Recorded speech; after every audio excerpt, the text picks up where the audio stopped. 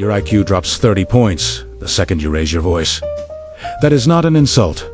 It is simple mechanics. When your heart hammers at $120 during a heated argument, the logic center of your brain goes dark.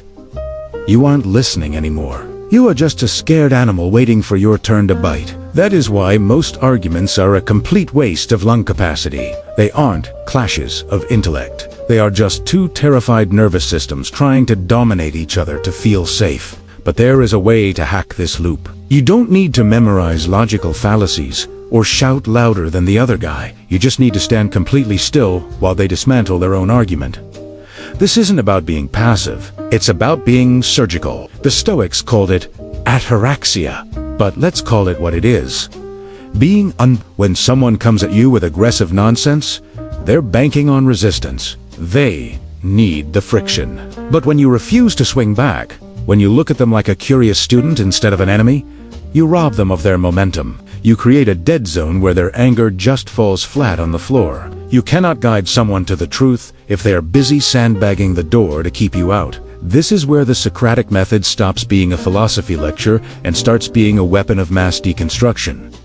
It's not about winning points. It's about mind surgery. You're going to use 5 specific questions to peel back the layers of their confusion until there's nothing left but the truth, or the embarrassing realization that they have no idea what they're talking about. Let's start with the first 2 layers, the definition and the assumption. Most arguments are just two people screaming about different things using the same words. We throw around terms like respect, freedom, or professionalism, assuming everyone has the same dictionary. They don't. Language is messy. Let's look at a real scenario. Picture a sales director, let's call him Gary, storming into your office, face red, claiming the new Q4 targets are disrespectful. Your gut instinct is to hit him with spreadsheets and profit margins. Don't do that. Facts bounce off feelings like bullets off a tank. If you counter with logic now, you lose. Instead, pause. Take a breath. Ask the question that stops people. I want to make sure I get this right. When you say disrespectful, what does that look like specifically in this context? Watch what happens.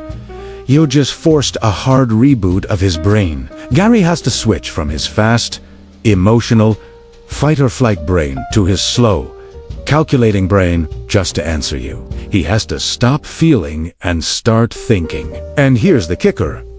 Half the time he can't answer. He's operating on a vibe, not a definition. He might stutter and say, well, you know, it's just too much. When he struggles to define disrespectful without using the word disrespectful, the ground beneath him starts to shake. He begins to realize his stance is hollow. You didn't push him. He tripped over his own shoelaces. This is the moment the dynamic shifts. You aren't the villain anymore. You're the mirror. Once you've pinned down a definition or watched them struggle to find one, you go for the foundation. This is the question of assumptions. Every loud opinion stands on a quiet, flimsy assumption. We build our entire worldview on pillars we've never actually stress tested. Take the guy at the bar screaming that millennials killed the housing market. He's assuming the market is a static machine. He's assuming customer behavior exists in a vacuum. That's a lot of weight for one sentence to carry. Your job is to kick the legs out from under that table. You ask, what has to be true for that conclusion to work? Or, what evidence are we relying on to support the connection between these two events? You are performing an audit on their logic. You aren't calling him a liar. That triggers the ego, and the ego will burn the house down to save face. You're just asking him to show his math. There's a fancy word for this in philosophy called epistemology, which is just the study of how we know what we know. But let's keep it simple. Most people are walking around with libraries full of random opinions masquerading as facts. When you ask them to trace the receipt, they usually come up empty. When you ask them to trace the lineage of their belief, you often find that the evidence is nothing more than, I heard it somewhere, or it feels true. This process creates a specific kind of psychological pressure called cognitive dissonance. It's the mental discomfort experienced by a person who holds 2 or more contradictory beliefs. By asking for evidence they don't have, you're turning up the heat on that discomfort. Socrates famously called himself a midwife, not a teacher. He didn't hand people the truth. He helped them push it out, and anyone who's seen a birth knows it isn't pretty. It's messy. They're screaming. It hurts. When you question someone's assumptions, you are physically ripping their ego away from the issue. The ego says, "I'm right, because this is who I am." The issue asks, "Is this true, even if I hate it?" That's a violent separation. That is why your tone is the only thing that matters. If you ask, "Why do you believe that?" with a smirk, you're wielding a weapon.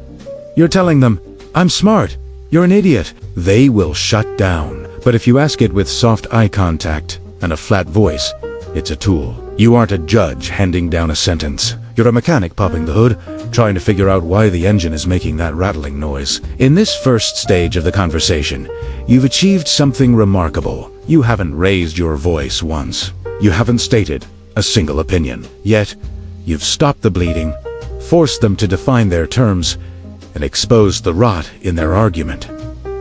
They aren't shouting slogans anymore. They are silent. They are thinking, and now you can finally get to work.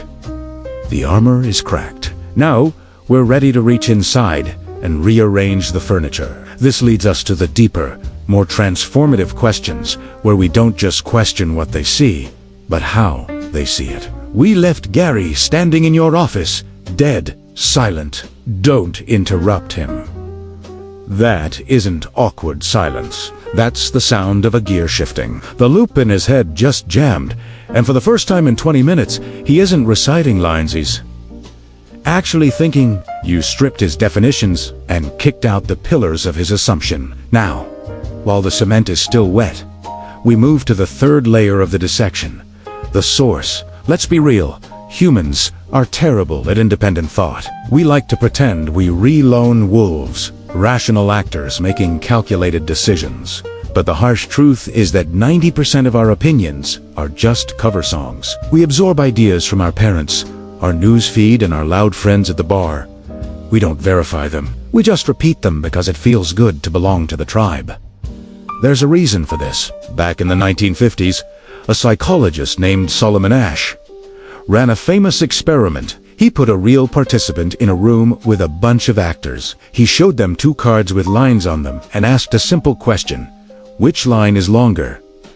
The answer was obvious. A child could see it, but the actors were paid to give the wrong answer. And guess what happened? When it came time for the real participant to speak, nearly 75% of them ignored their own eyes and agreed with the group. They would rather be wrong and fit in than be right and stand alone. That is the biological software you are up against. This is the authority bias and the bandwagon effect working in tandem. We are terrified of being socially ostracized. So, look at Gary.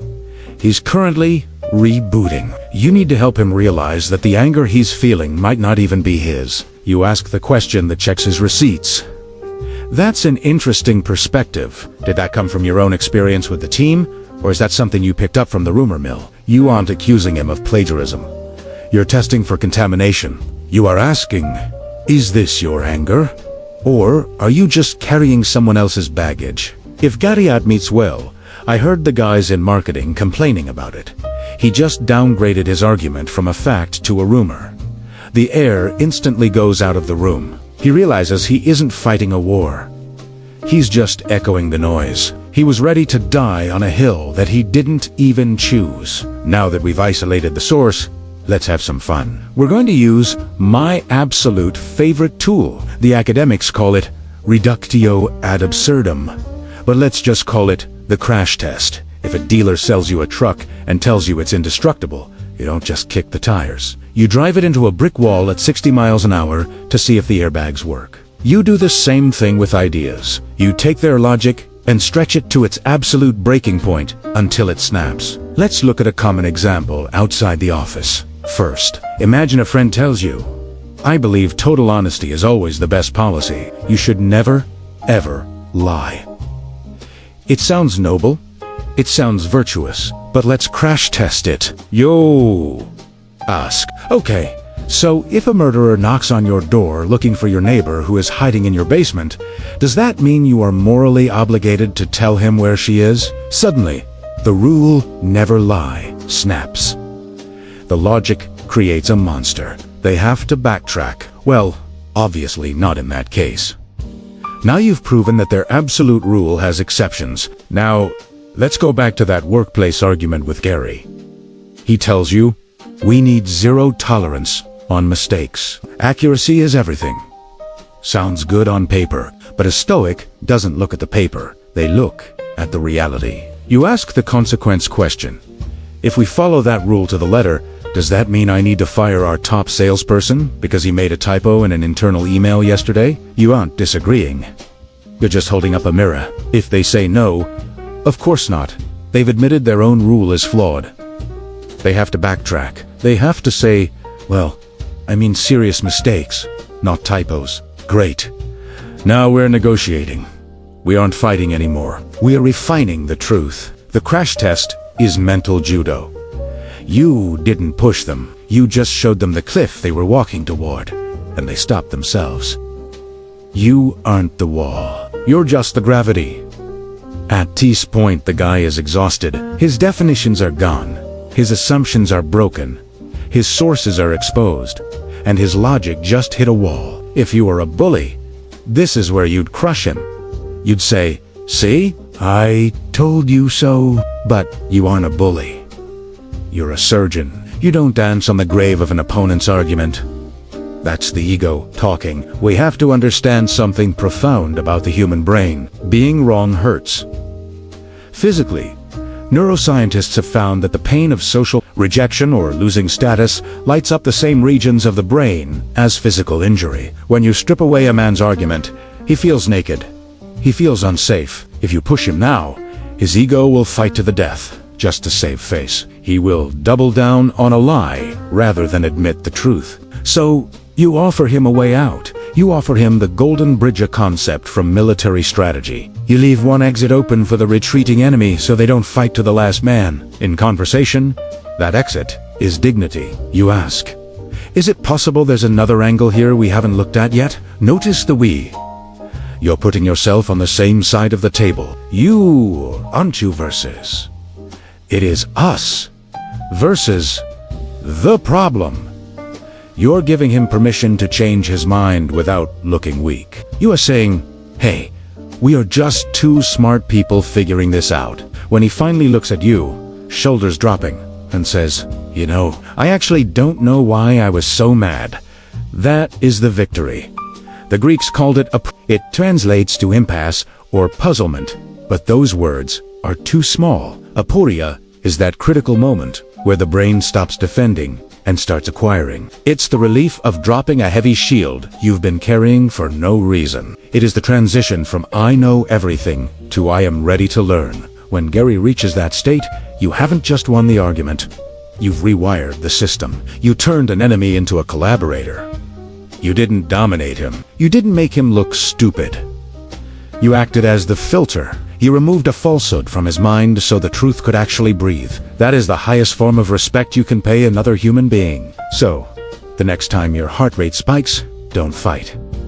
Don't flee. Stand your ground, take a breath, and ask them to define their terms. Be the eye of the storm, because the person who asks the questions is the person who drives the car. And remember, the sharpest blade you have isn't your wit, it's your silence.